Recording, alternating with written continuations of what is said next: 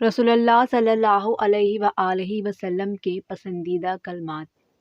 حضرت جویریہ رضی اللہ تعالیٰ عنہ فرماتی ہیں کہ اللہ کے رسول صلی اللہ علیہ وآلہ وسلم ان کے پاس سے صبح کی نماز کے لیے نکلے اور وہ مصلی پر بیٹھی ہوئی تھی۔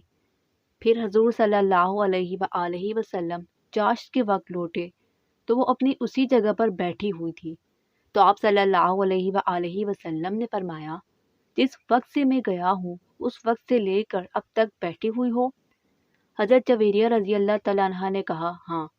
نبی کریم صلی اللہ علیہ وآلہ وسلم نے ارشاد فرمایا، میں نے تیرے پاس سے جانے کے بعد 4 کلمات 3 مرتبہ پڑھے، اگر ان کلمات کا وزن ان کلمات سے کیا جائے جو تو نے آج فجر سے لے کر اب تک کیے ہیں تو یہ 4 کلمات ان سے بھاری ہو جائیں گے۔ وہ کلمات یہ ہیں: سبحان اللہ وبحمدہ عدد خلقہ ورضا نفسہ وزینت عرشہ ومداد کلماتہ۔